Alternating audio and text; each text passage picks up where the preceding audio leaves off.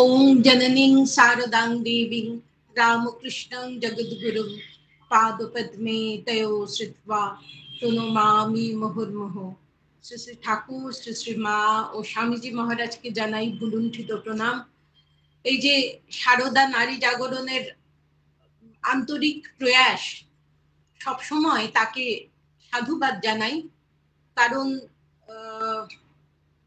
এখন মানুষের কিছু সংখ্যক মানুষের যত আর্থিক সামর্থ্য বাড়ছে, ততই হৃদয়টা শূন্য হয়ে যাচ্ছে।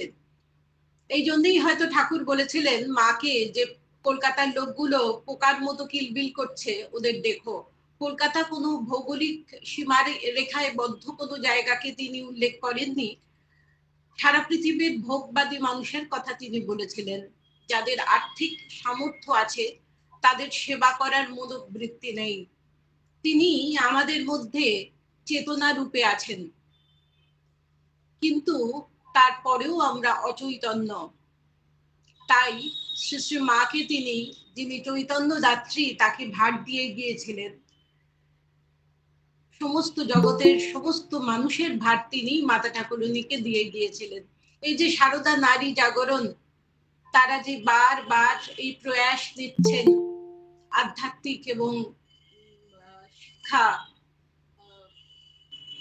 এডুকেশনাল এবং স্পিরিচুয়াল যেসব প্রোগ্রাম তারা করছেন, যাতে আধ্যাত্মিকতা এবং শিক্ষার যেসব স্তর আমরা বলতে পারি সে বিষয়েও আলোকপাত করছেন, শিক্ষণীয় সমস্ত পদক্ষেপ দিচ্ছেন। বিভিন্ন বক্তা এবং সন্ন্যাসীদেরও নিয়ে আসছেন, তারাও কৃপা করে এখানে আসছেন এবং বলছেন পড়ার থেকে শোনা ভালো, শোনার থেকে আবার পড়া ভালো, কিন্তু করতে গেলে তো কিছুটা উদ্দীপনার দরকার। সেই জন্যে এই ধরনের অনুষ্ঠান সত্যিই ভীষণভাবে প্রয়োজন। আমি সমস্ত মেম্বার্সকে আমার আন্তরিক শুভেচ্ছা প্রণাম জানাচ্ছি, এবং বিশেষ করে সীমাদি, যার সঙ্গে আমার এই অনুষ্ঠান ছাড়াও মাঝে মধ্যেই কথা হয়, গল্প হয়। বারবার তিনি আমাকে আমন্ত্রণ জানান, আমি তার প্রতি কৃতজ্ঞতা স্বীকার করছি। মাতা ঠাকুরানী বলেছেন যে যে যার সে তার, যুগে যুগে অবতার। অর্থাৎ ভগবান বা ভগবতী যখন আসেন, তাদের সঙ্গে তার লীলা সঙ্গীরাও আসেন, লীলা সঙ্গিনীরাও আসেন। যেমন যোগেন মা, গোলাপ মা। মা দুর্গাপুজোর সময় একবার নিশিকান্ত মজুমদার বলে এক ভক্তকে বলেছিলেন যে দেখো, আমি জয়া বিজয়াকে নিয়ে বসে আছি। যোগিন মা তার জয়া, তিনি সাথী সহচরী। মা বলছেন যে আমার জীবনে যা কিছু ঘটেছে এই গোলাপ যোগেন সব জানে, এরা কত ধ্যান জপ করেছে, এদের জীবনের কথা জানতে পারলে মানুষের কল্যাণ হবে। অর্থাৎ মাতা ঠাকুরানী নিজেই চাইছেন যে এদের কথা মানুষ জানুক। মা বৃন্দাবনে গিয়ে বলেছেন আমি রাধা। তা আমরা দেখি শ্রী রাধিকার অষ্ট সখী ছিল। আমরা মনে করি এই গোলাপ মা, যোগিন মা সেই শ্রী রাধিকার অষ্ট সখীর ঘনীভূত রূপ। মা যখন কামারপুকুরে ছিলেন, নবপরিহিতা নববধূ, তিনি বলতেন যে আমার একটু লজ্জা করতো, ভয় করতো যখন হালদার পুকুরে স্নান করতে যেতে হতো, কিন্তু দেখতাম কোথা থেকে 8টা মেয়ে এসে আমাকে ঘিরে নিয়ে যাচ্ছে, আবার ঘিরে নিয়ে চলে আসছে। তাই ব্যাপারগুলো অলৌকিক, যদিও ঠাকুরমা স্বামীজি সিদ্ধাইকে একেবারেই প্রশ্রয় দিতেন না, কিন্তু এ ব্যাপারগুলো তো ঘটেছে এবং সত্যিই ঘটেছে। এবং মা তো শুধু মানবী নন, তিনি দেবী মানবী। তিনি যদি শুধুই মানবী হয়ে আসতেন তাহলে হয়তো তিনি আমার সহকর্মী হতেন, তিনি আমার দুঃখে কেঁদে বুক ভাসাতেন, আমার ভালো বন্ধু হতেন, কিন্তু তিনি আমার ইহকাল পরকালের ভার নিতে পারতেন না, তিনি আমার উত্তরণের আমাকে পথ দেখাতে পারতেন না। তা দেবী মানবী মায়ের মধ্যে অনেক অলৌকিকত্ব তার জীবনে আমরা লক্ষ্য করে থাকি। তা যোগিন মা তার নাম যোগীন্দ্র মোহিনী দেবী। 1851 সালে 16ই জানুয়ারি তিনি জন্মেছিলেন বাগবাজারে। তার বাবা প্রসন্ন মিত্র ছিলেন ধাত্রীবিদ্যায় পারদর্শী চিকিৎসক, মানে এখন আমরা যাদের গায়নোকোলজিস্ট বলি। প্রচুর উপার্জন করেছেন এবং যোগীন মায়ের ছোটবেলাটা আনন্দেই কেটেছে, আনন্দে এবং বৈভবে। খর্দার বিখ্যাত বিশ্বাস পরিবারে তার বিবাহ হয়। তারা ধনীও ছিলেন এবং দাতা হিসাবে তাদের খুব নাম ছিল, তারা দান ধ্যান করতেন। তা অম্বিকাচরণ বিশ্বাসের সঙ্গে তার বিবাহ হয়, কিন্তু অম্বিকাচরণের চরিত্র ভালো ছিল না। অম্বিকাচরণ মদ্যপ ছিল এবং সমস্ত সম্পত্তি সে নষ্ট করেছিল আর একেবারে ঋণে ডুবে গিয়েছিল। তা যোগীনমা চেষ্টা করেছেন স্বামীকে সুপথে ফিরিয়ে আনার, কিন্তু যখন দেখলেন কিছুই হবে না, তখন তিনি একমাত্র কন্যা গনুকে নিয়ে চলে গেছিলেন তার বাপের বাড়িতে। একটি শিশু পুত্র ছিল, সে অকালেই চলে যায়। তা গনু তার কন্যা, তাকে নিয়ে তিনি যখন বাপের বাড়িতে গেলেন, তখন তার বাবা প্রসন্ন বাবু গত হয়েছেন, কিন্তু তার মা সাদরে গ্রহণ করেছিলেন সেই মেয়ে আর নাতনিকে। যোগীন মায়ের মামা শ্বশুর ছিলেন বলরাম বাবু। বলরাম বাবুর বাড়িতেই প্রথম তিনি শ্রীরামকৃষ্ণকে দেখেছিলেন। শ্রীরামকৃষ্ণ একেবারে ভাবে টলমল, তার মাতালের মতো পা টলছে।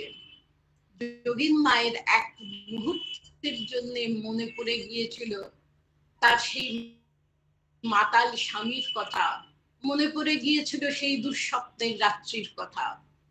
কিন্তু পর মুহূর্তেই তার মনে হয়েছিল যে ঠাকুর তো কালীর উপাসক, যারা শক্তির উপাসনা করে তারা অনেক সময় সুরাপান করে।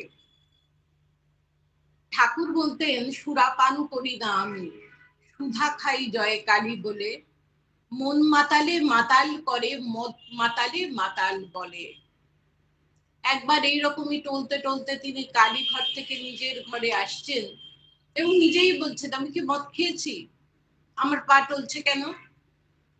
মাতা ঠাকুরনী তো সারদা সরস্বতী, তিনি সঙ্গে সঙ্গে বলে দিয়েছিলেন, না তুমি মদ খাবে কেন, তুমি মা কালীর ভাবামৃত পান করেছ।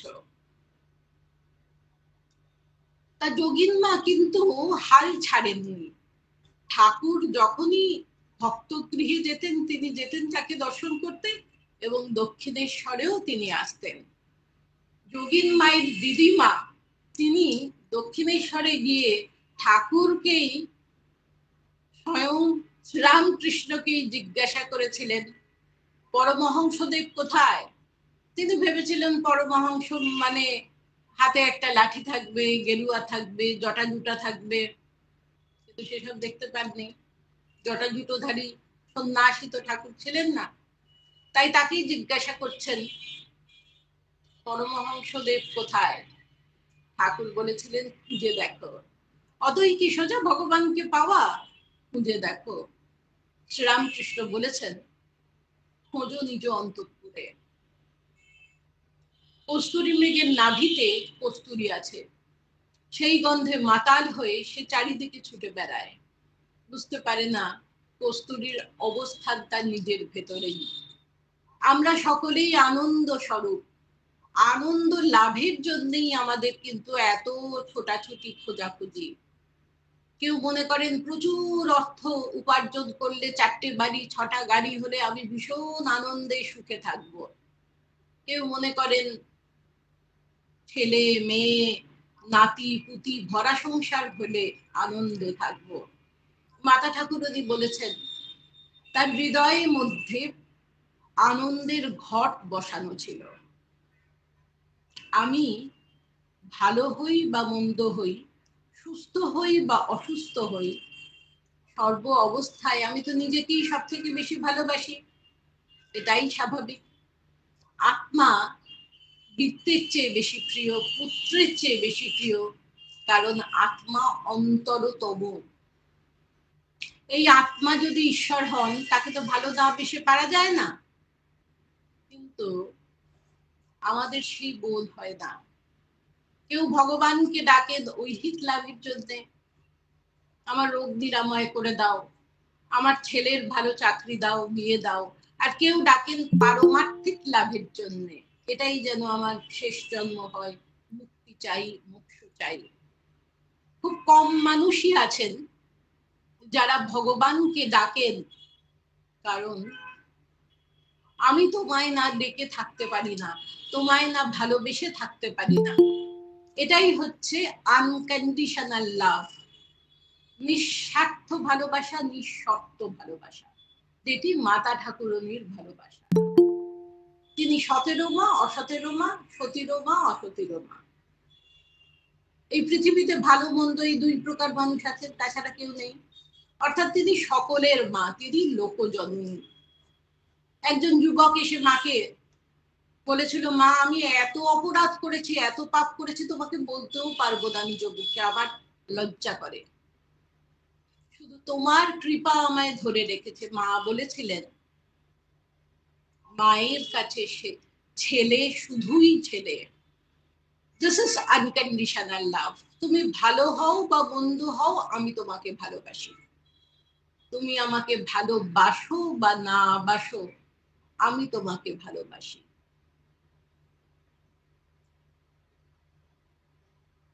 নরেন্দ্রনাথ কিছুদিন দক্ষিণেশ্বরে যাতায়াত করছিলেন, ঠাকুর তার সঙ্গে কথাই বলেন না। তিনি যান, ফিরে আসেন। ঠাকুর বলেছিলেন, নরেন তুই আসিস কেন? আমি তো তোর দিকে ফিরেই চাই না, তোর সঙ্গে কথা বলি না। নরেন্দ্রনাথ বলেছিলেন, আমি আপনাকে ভালোবাসি তাই আসি। আপনি কথা বলুন বা না বলুন, সেটা বড় কথা নয়। আমি আপনাকে ভালোবাসি তাই আসি। আমি ভগবানকে ভালোবাসি, তাই তাকে না ডেকে পারি না। আমার নিজের প্রয়োজনের জন্য নয়, তার কাছে আমি কিচ্ছু চাই না, শুধু তাকে ভালোবাসি, তাই তাকে ভুলে থাকতে পারি না। এই বোধ আমাদের হয় না, কিন্তু তিনি তো আমাদের অন্তরতম। কেন হয় না? কারণ প্রভুই আমাদের ইন্দ্রিয়গুলিকে বহির্মুখী করে সৃষ্টি করেছেন। আমরা বাইরেটা দেখি বা বাইরেটা দেখতে পাই, কিন্তু আমাদের অন্তরটা আমরা দেখতে পাই না। আমার হিয়ার মাঝে লুকিয়েছিলে, দেখতে আমি পাইনি তোমায়, দেখতে আমি পাইনি। বাহির পানে চোখ মেলেছি, হৃদয় পানে চাই। আমি শুনেছি তিনি আমার হৃদয়ে আছেন, কিন্তু কই, আমি তো বুঝতে পারছি না, আমি তো খুঁজে পাচ্ছি না, আমি তো তাকে দেখতে পাচ্ছি না। তাহলে কি উপায় হবে? তাদের জন্য ভগবান শ্রীমন্দিরে নিজেকে অধিষ্ঠিত করেন, যাতে তারা অপেক্ষাকৃত সহজে বাইরে তাকে খুঁজে পান। এই মন্দির হলো ভক্তের হৃদয় মন্দিরের প্রতীক। মানুষ মন্দিরে গিয়ে তার সুখ দুঃখের কথা ভগবানকে জানিয়ে তাদের মনটা কিছুটা হালকা করে দেয়। এই মন্দিরে ভগবানের ছবি থাকতে পারে, মা বলেছেন ছায়া আর কায়া এক, বা মাটির প্রতিমা থাকতে পারে। ঠাকুর বলেছেন, মা মৃন্ময়ী হবে কেন গো, চিন্ময়ী। অখণ্ডানন্দজি বলছেন যে দক্ষিণেশ্বরে আছি ঠাকুরের কাছে, ঠাকুর আমাকে একদিন মা কালীর মন্দিরের ভিতরে ঢুকিয়ে নিয়ে গেলেন এবং দেখাচ্ছেন মহাদেবকে। বলছেন উনি 4টে ওয়ার্ড ইউজ করেছিলেন, 4টে শব্দ মাত্র বলেছিলেন, এই দেখ চিন্ময়ী শিব। আর আমি সঙ্গে সঙ্গে দেখছি জীবন্ত শিব। নরেন্দ্রনাথের ক্ষেত্রেও হয়েছিল। নরেন্দ্রনাথের অর্থনৈতিক অবস্থা খুব খারাপ তখন, মা ভাই বোনেদের অন্ন নেই, তিনি কাজ পাচ্ছেন না, বাড়িতে মামলা মোকদ্দমা চলছে, যে কোনো দিন বাড়ি থেকে চলে যেতে হবে। তিনি এসে ঠাকুরকে ধরলেন যে আপনার কথা তো মা শোনেন, মাকে বলে একটা কাজকর্ম জোগাড় করে দিন। ঠাকুর বললেন, তুই তো মাকে মানিস না, যা আজ মঙ্গলবার অমাবস্যা যা। 3বার নরেন গেলেন, কিন্তু নিজের জন্য কিছু চাইতে পারলেন না। জ্ঞান ভক্তি বিবেক বৈরাগ্য চেয়েছিলেন, কিন্তু নরেন্দ্রনাথ সেদিন যে কালীকে দেখেছিলেন তিনি মৃন্ময়ী নয় চিন্ময়ী, এবং সেই কালী নরেনের সত্তায় ভর করেছিলেন। নরেন হয়েছিলেন কালীধরের ছেলে। ঠাকুরের আনন্দ আর ধরে না, নরেন কালী মেনেছে। স্বামীজি লীলা সংকলনের আগে বলতেন যে আমি সেই কালো মেয়েটিকে আর দেখতে পাই না, বেটি আমার হাত ছেড়ে দিয়েছে। তখন গুরু ভাইরা ভয় পেতেন যে তাহলে কি দেহ রক্ষার সময় এসেছে স্বামীজির। তা এই যোগীন মায়ের দিদিমাকে ঠাকুর বলেছিলেন যে খুঁজে দেখো। তিনি কিন্তু খুঁজে পাননি, কিন্তু যোগীন মায়ের ক্ষেত্রে আমরা দেখি অন্যরকম। যোগীন মা যাতায়াত করেছিলেন ঠাকুরের কাছে এবং বুঝতে পেরেছিলেন যে তিনি সামান্য কালীর উপাসক নন, তিনি স্বয়ং ভগবান। স্বামীজি বলেছেন এই দেশ পরাধীন কেন, পরাধীন ভারতবর্ষের কথা। এই দেশ অনুন্নত কেন, কারণ শক্তির পূজা হয় না বলে, নারীদের অবমাননা হয় বলে। মাতা ঠাকুরনী এসেছেন সেই মহাশক্তিকে জাগাতে, এবং তাকে কেন্দ্র করে আবার গার্গী মৈত্রেয়ী সব জন্মাবেন এই পৃথিবীতে।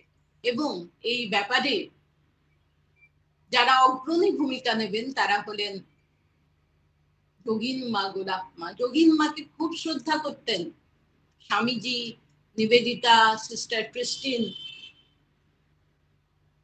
রথযাত্রার পর 1885 সালে বলরাম মন্দিরে ঠাকুর এসছেন, এবার ঠাকুর দক্ষিণেশ্বরে ফিরে যাবেন। তা ভগবানের এমন আকর্ষণ, সবার মন খারাপ, ঠাকুর দক্ষিণেশ্বরে ফিরে যাবেন। তা মেয়েরা তখন অন্দরমহল থেকে দেখছেন, আর যোগীন মা তার কোনো হুঁশ নেই। তখন তো পর্দা প্রথা ছিল, মেয়েরা অন্দরমহলেই থাকতেন। তিনি ঠাকুরের সঙ্গে সঙ্গে বারান্দায় চলে এসেছেন। সেখানে যে অন্য পুরুষরা আছেন তার সেদিকে কোনো হুঁশ নেই। প্রেম হলে দেহবোধ চলে যায়। তা তিনি ঠাকুরও হাঁটছেন বারান্দায়, তিনিও সঙ্গে সঙ্গে হাঁটছেন। তা ঠাকুর তাকে দেখে আনন্দময়ী মা, আনন্দময়ী বলে প্রণাম করছেন। ঠাকুরেরও হুঁশ নেই, তারও হুঁশ নেই।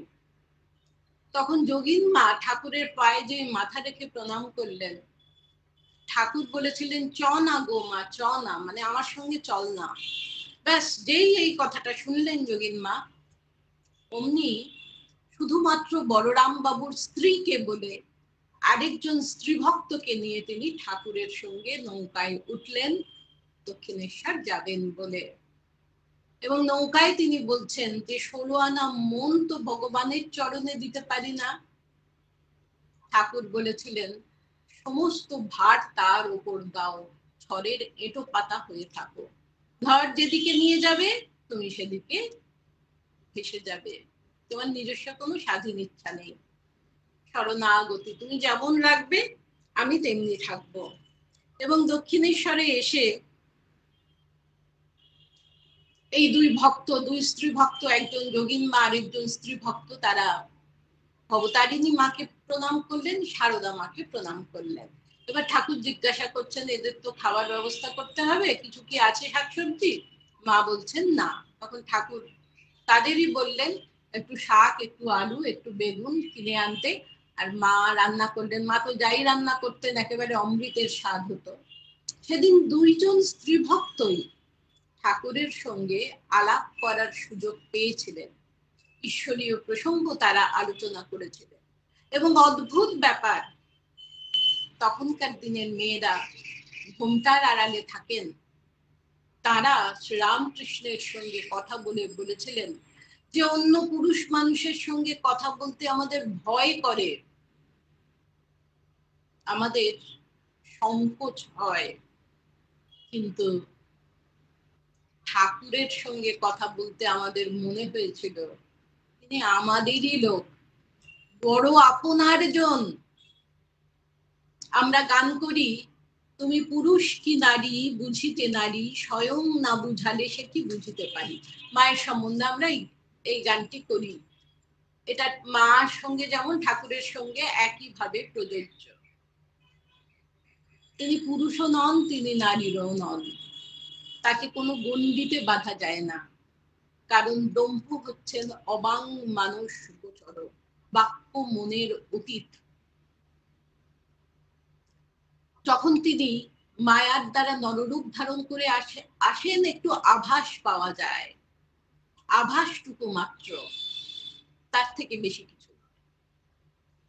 একদিন ঠাকুর যোগানন্দ মহারাজকে জিজ্ঞাসা করেছিলেন যে, তো শ্রীরামকৃষ্ণ একদিন যোগানন্দ মহারাজকে জিজ্ঞাসা করেছিলেন যে তোর আমাকে কি বলে বোধ হয়। তা যোগানন্দ মহারাজ বলেছিলেন যে আপনি সাধুও নন, আপনি গৃহীও নন, অর্থাৎ সীমার মাঝে অসীম তিনি। তা ঠাকুর ভীষণ খুশি হয়েছিলেন, বলেছিলেন যে তুই এত বড় কথাটা বলে দিলি। তা এই হচ্ছে শ্রীরামকৃষ্ণ। তাই এই দুজন স্ত্রীভক্ত তারা পরে বলেছেন যে ঠাকুরের সঙ্গে যে আমরা আলাপ করলাম, অন্য পুরুষের মতো কোনো সংকোচ হলো না, কোনো ভয় করলো না। শ্রীরামকৃষ্ণ সাধুদের জন্য আসেননি, শ্রীরামকৃষ্ণ গৃহীদের জন্যও আসেননি, যারা তাকে চেয়েছেন শুধু তাদের জন্যই তিনি এসেছেন। তিনি সন্ন্যাস আশ্রমকে যেমন সম্মান মর্যাদা দিয়েছেন, গৃহস্থ আশ্রমকেও দিয়েছেন। আর মাতা ঠাকুরানী তো সবাইকে সম্মান মর্যাদা দিয়েছেন, সবার সম্মান মর্যাদা রক্ষা করেছেন তিনি। তা যেদিন শ্রীরামকৃষ্ণ গোলাপ মায়ের বাড়ি গিয়েছিলেন, সেদিন গোলাপ মায়ের বাড়ি হয়ে তিনি যোগীন মায়ের বাড়িতেও গিয়েছিলেন। তা যোগীন মা তাকে অভ্যর্থনা করার জন্যে বাদ্যযন্ত্র সহ গানের ব্যবস্থা করেছিলেন,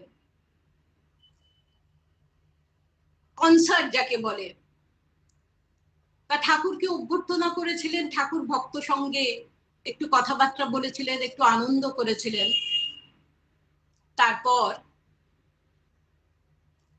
যখন গোলাপ মা তাকে বলেছিলেন যে বনুর মা একটু আপনাকে ঘরে যেতে বলেছেন জলযোগের জন্য, তখন ঠাকুর বলেছিলেন যে এখানেই নিয়ে এসো না, মানে ভক্তদের সঙ্গে বসেই তিনি আনন্দ করে খাবেন। কিন্তু তখন গোলাপ মা বলেছিলেন যে গনুর মা বললেন আপনি যদি তার গৃহে পদার্পণ করেন তাহলে তার ঘরটি কাশি হয়ে যাবে, সেখানে মরলে মুক্তি হবে। দেখুন, শ্রীরামকৃষ্ণ যখন স্থূল শরীরে ছিলেন, তিনি যে ভগবান এটা খুব কম মানুষই বুঝেছিলেন। কিন্তু এই গনুর মা বা যোগীন মায়ের মানসিক প্রস্তুতি এত বেশি ছিল, তিনি তাকে কাশীশ্বর হিসাবে চিনেছিলেন। এটা কিন্তু কম কথা নয়।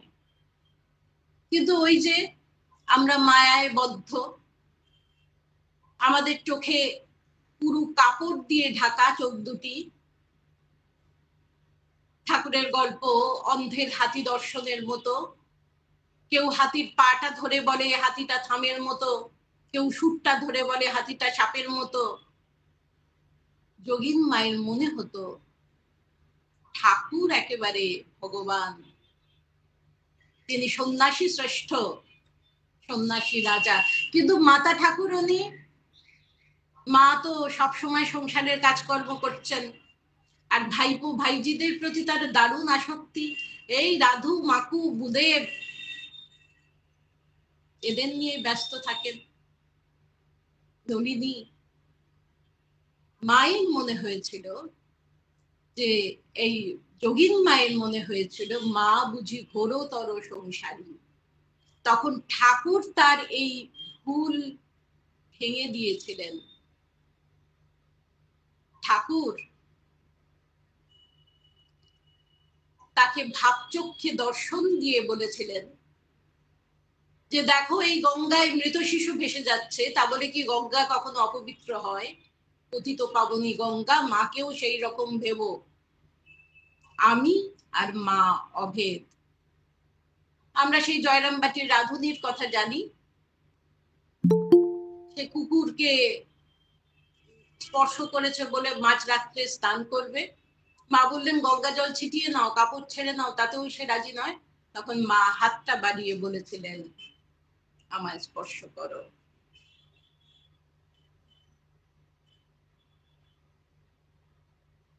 যোগীন মা কিন্তু অত্যন্ত বিচক্ষণ বুদ্ধিমতী ছিলেন। মা তার সঙ্গে অনেক ব্যাপারে পরামর্শ করতেন। ঠাকুরই যোগীন মাকে নিয়ে এসেছিলেন শ্রী শ্রী মায়ের পদপ্রান্তে। অত্যন্ত শুদ্ধ সত্তা ছিলেন। সাধারণত স্ত্রী ভক্তরা ওপরে শুতেন, মা নহবতের একতলায় শুতেন, কিন্তু যোগীন মাকে কোলের কাছে নিয়ে মা শুতেন। যোগীন মায়ের মনে হতো বোধহয় পাটা মায়ের গায়ে লেগে যাবে ইত্যাদি, তিনি একটু সংকোচ করতেন, কিন্তু মা শুনতেন না। আর যোগিনের চুল বাঁধা মা বড় পছন্দ করতেন। তিনি মা যোগীন মাকে বলতেন মেয়ে যোগীন, আর যোগানন্দ মহারাজকে ছেলে যোগীন। বলতেন যোগীন আমায় চুল বেঁধে দিয়ে যায়, আমি স্নানের সময় পর্যন্ত খুলি না, আবার যোগীন আসবে আমাকে চুল বেঁধে দিয়ে যাবে।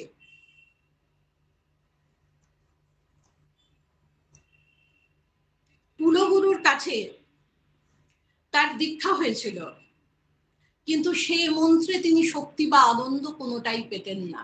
আনন্দ পেতেন ঠাকুর মায়ের সান্নিধ্যে। ঠাকুর সবসময় বলেছেন যে স্বামী যদি বিপদগামী হয়, সতী স্ত্রী চিরকাল চেষ্টা করে যাবে তাকে সুপথে ফিরিয়ে আনার।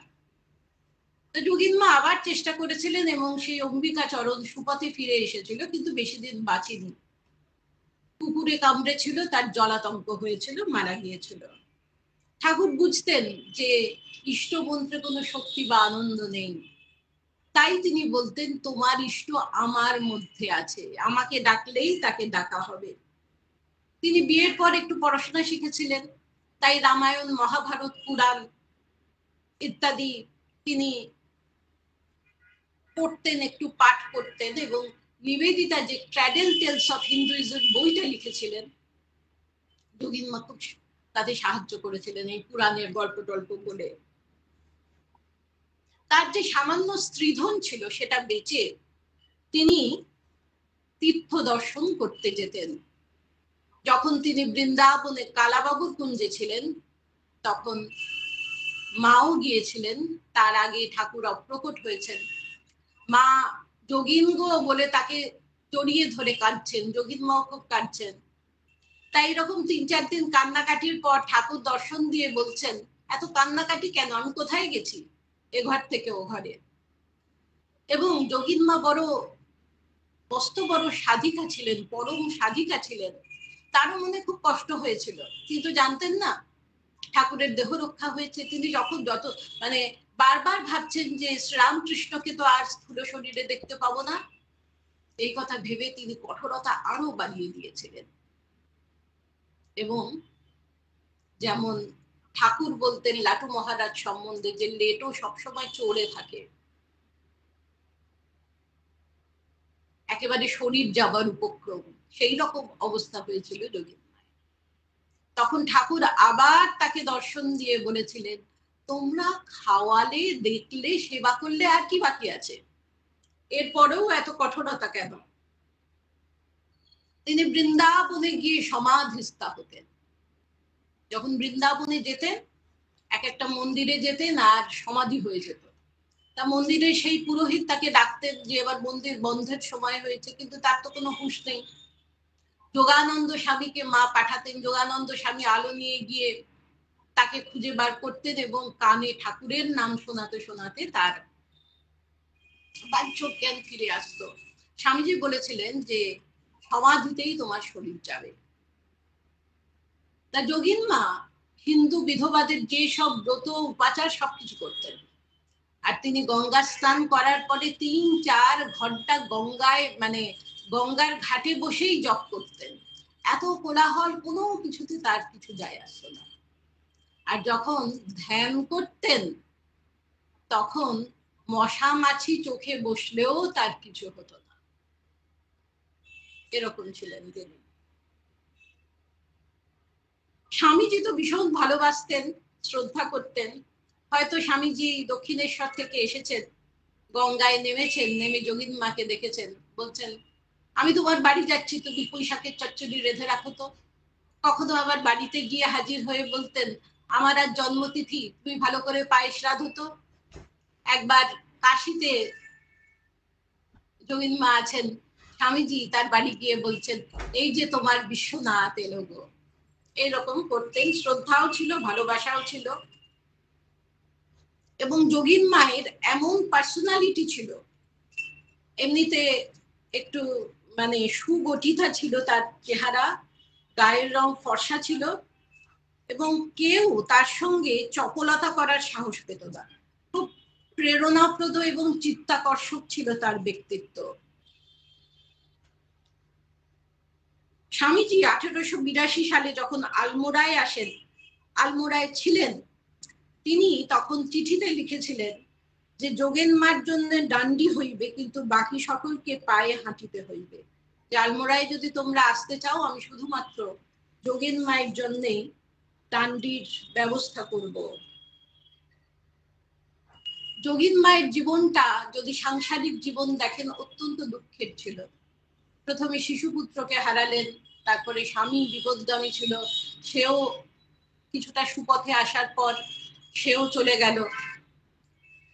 একমাত্র মেয়ে গনু, তারও মৃত্যু হয়। গনুর জামাই যে তার স্বামী, গনুর স্বামী, সেও মারা যায়।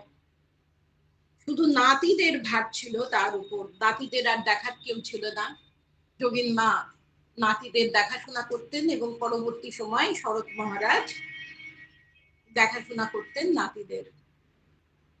যোগিন মা ঠাকুর বলেছিলেন যে কলিযুগে গোপাল ভাবে সাধনা করা উচিত, বা গোপাল ভাবে সাধনা খুব সার্থক হয়। তা দুটি বাল গোপালের মূর্তি ছিল, তিনি সেগুলিকে পূজা করতেন। একদিন তিনি ধ্যানের সময় দেখছেন দুটো ছোট ছোট বাচ্চা ছেলে, তারা বলছে আমরা কে বলতো। তা যোগীর মা বলছেন আমি বুঝতে পারবো না কেন, একজন শ্রীকৃষ্ণ একজন বলরাম। তা শ্রীকৃষ্ণ যে, সে বাচ্চাটা আবার বলছে কি কিন্তু এ কথা তো তোমার মনে থাকবে না। বলছে কেন মনে থাকবে না? না তোমার নাতিদের জন্য। অর্থাৎ হৃদয় একটি, তুমি কৃষ্ণকে দেবে না নাতিকে দেবে ভেবে দেখো।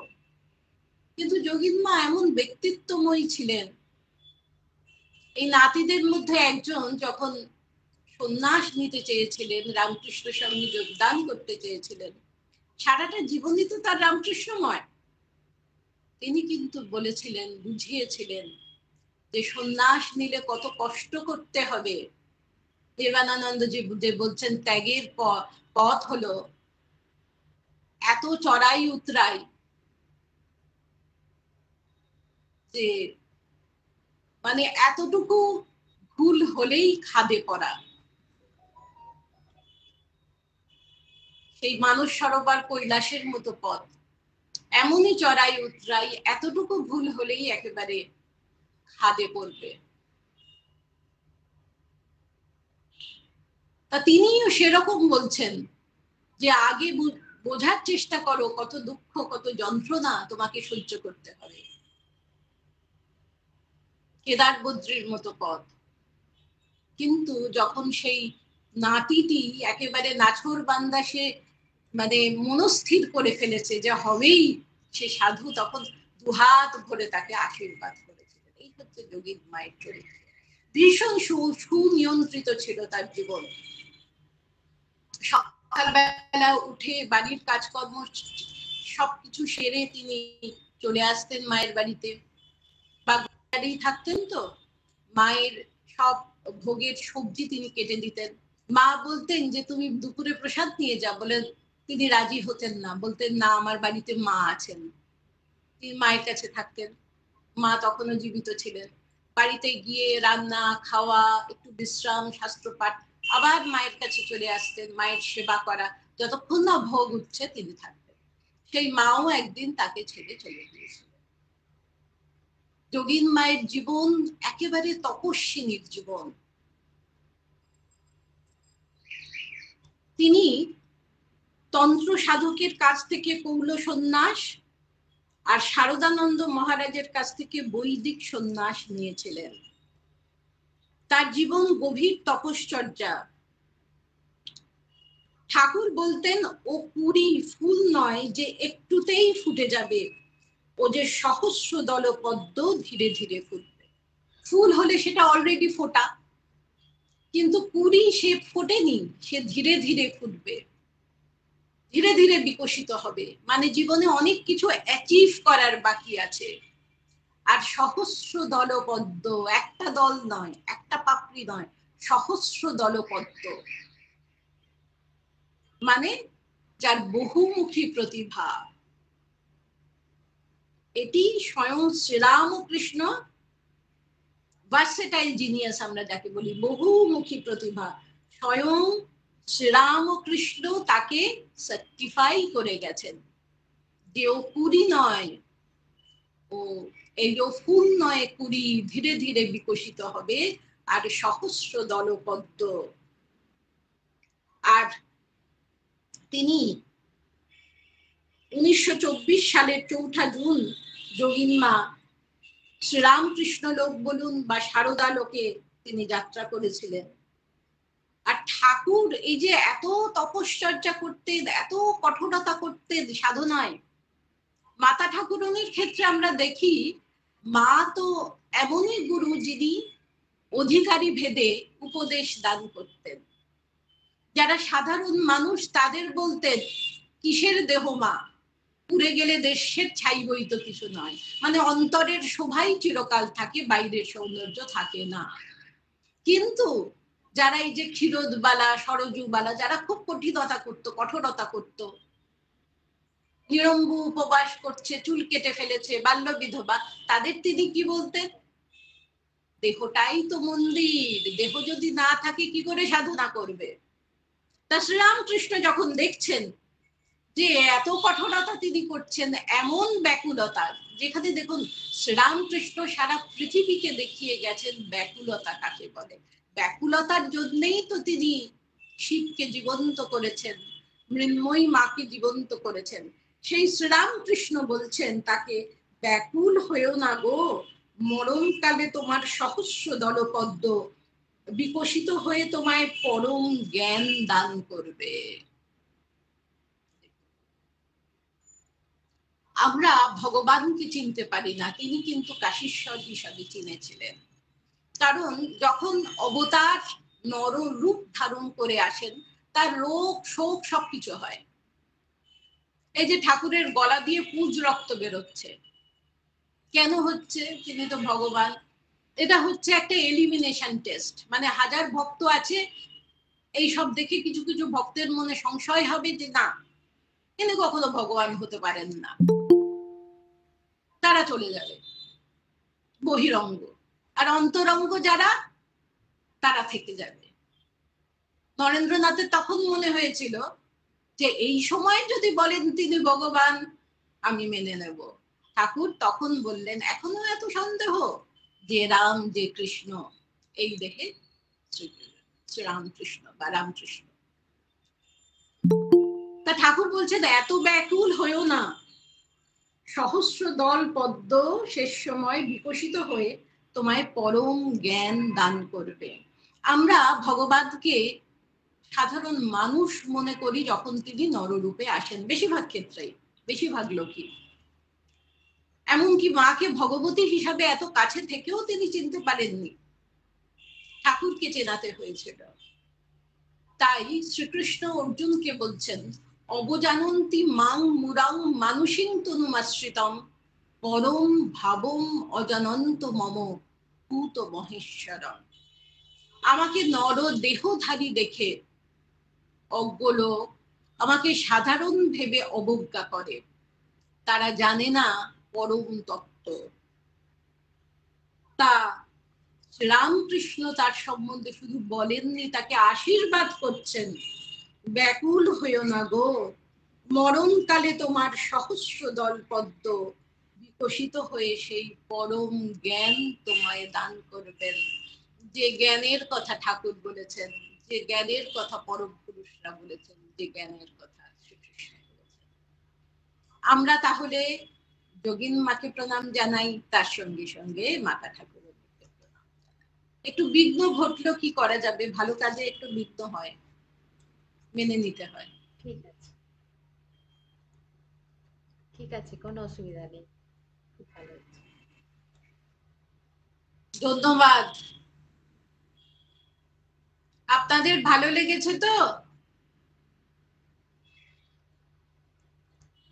খুব ভালো লেগেছে।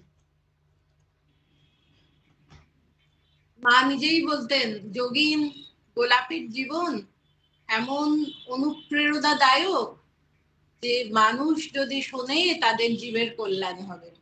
তাহলে কিরকম জীবন তারা যাপন করেছেন এবং কত সাংসারিক দুঃখ কষ্টের মধ্যে থেকে তারা শ্রীরামকৃষ্ণের কাছে গেছেন এবং ভগবানের স্পর্শে।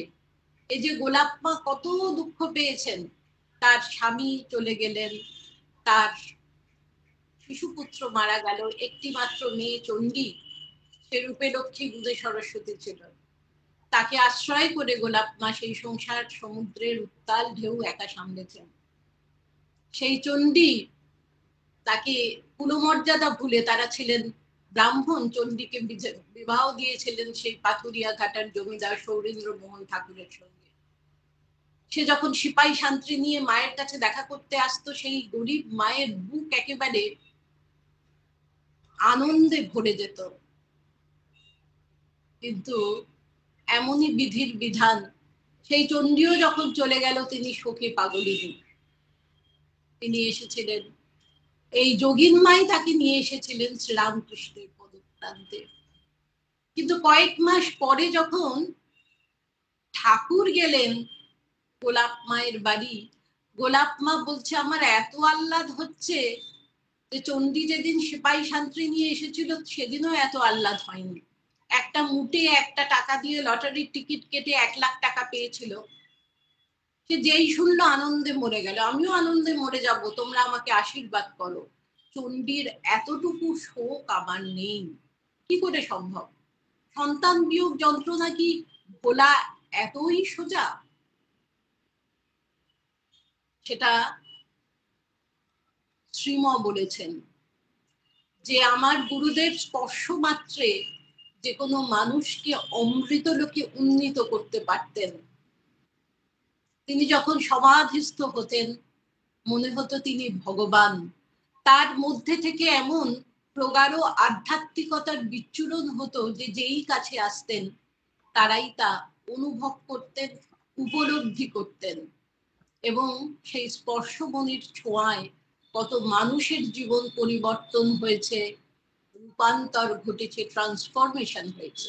এটা বুঝতে না পারলে আমাদের অবাক লাগবে যে ঠাকুর কি জাদু করলেন। যারা এত দুঃখী, সংসারে এত কষ্ট পেয়েছেন, তাদের মন একেবারে আনন্দে ভরপুর, তারা তপস্যা করছেন। এবং গোলাপ মা, যোগিন মা দুজনেই খুব দান করতেন। তাদের হৃদয়বত্তা এমন ছিল, যোগিন মা যেখানে যেতেন তীর্থক্ষেত্রে দান করতেন। ওই স্ত্রীধন যেটুকু ছিল গয়নাগাটি বিক্রি করে তিনি তীর্থক্ষেত্রে যেতেন এবং দান করতেন, এবং জয়রাববাটিতে গেলেও দান করতেন। এইরকম তাদের জীবন সত্যিই বড় অনুপ্রেরণাদায়ক। আপনারা সুযোগ করে দিলেন এই অনুধ্যানের, আপনাদের সবাইকে আমি কৃতজ্ঞতা জানাই। আমরাও দিদি ভীষণভাবে অভিভূত, আপনি এত ভালোভাবে আমাদের ব্যাখ্যা করলেন। মনে হয় কারোর কোনো প্রশ্ন নেই, তবে আমরা আমাদের পরবর্তী পর্যায়ে চলে যাই। সমাবেশে সমাপ্তি সঙ্গীত নিবেদন করবেন শ্রদ্ধা পূরবী বাসু দিদি।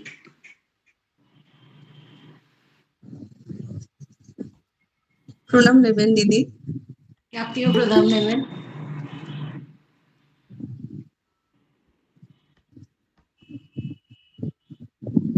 শ্রী শ্রী ঠাকুর, মা, স্বামীজি মহারাজ, গুরুদেবের শ্রীচরণে অনন্ত প্রণাম জানাই।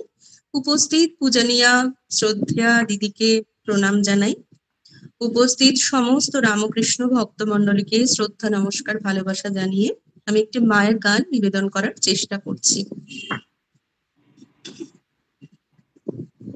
জননীং শারদাং দেবীং রামকৃষ্ণং জগদ্গুরুং পাদপদ্মে তয়োশ্রিত্वा प्रणमामि मुहुर्मुहुः।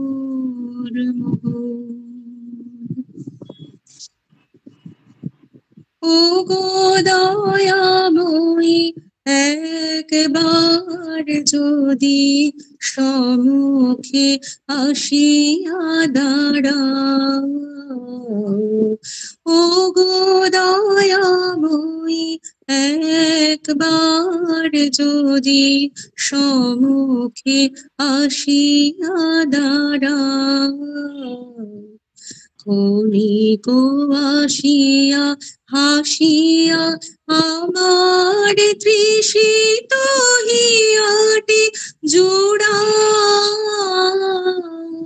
ও গো দয়াময়ী একবার যদি সম্মুখে আসিয়া দাঁড়াও,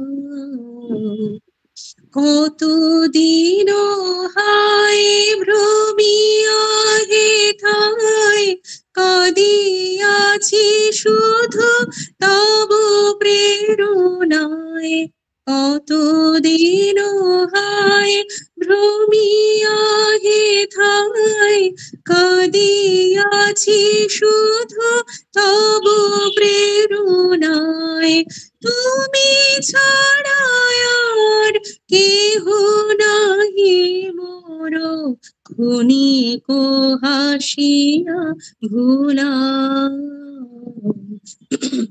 ও গো দয়াময়ী একবার যদি সম্মুখে আসিয়া দাঁড়াও, মাগো তব মুখে হাসির মায়ায় কুসুম আপন সৌরভ পায়, সাগরের ঢেউ মলয় সমীর আপন প্রবাহ পায়, তোমার মধুর হাসির ধারায় ক্লেশ দুঃখ জীব সব ভুলে যায়, তোমার মধুর হাসির ধারায় ক্লেশ দুঃখ জীব সব ভুলে যায়, তোমার সেবক একবার যদি ধ্যানে আনিয়া দাও, তোমার সেবক একবার যদি ধ্যানে আনিয়া দাও, ও গো দয়াময়ী একবার যদি সম্মুখে আসিয়া দাঁড়াও, বিপুল বিশাল ভুবনের সবে তোমার হাসির ঝলক মা তুমি, বিপুল বিশাল ভুবনের সবে তোমার হাসির ঝলক মা তুমি, এই অধমে তুমি কৃপা করে শুধু দর্শন শিখাও, এই অধমে তুমি কৃপা করে শুধু দর্শন শিখাও, ও গো দয়াময়ী একবার যদি সম্মুখে আসিয়া দাঁড়াও, ক্ষণিক আসিয়া হাসিয়ায় আমার তৃষিত হিয়াটে জুড়া, ও গো দয়াময়ী একবার যদি সম্মুখে আসিয়া দাঁড়াও, ও গো দয়াময়ী একবার যদি সম্মুখে আসিয়া দাঁড়াও। যথাগ্নির দাহিকা শক্তি রাম কৃষ্ণে সীতা প্রিয়া, সর্ববিদিত্বা स्वरूपं तं शारदां प्रणमाम्यहं, शारदां प्रणमाम्यहम्।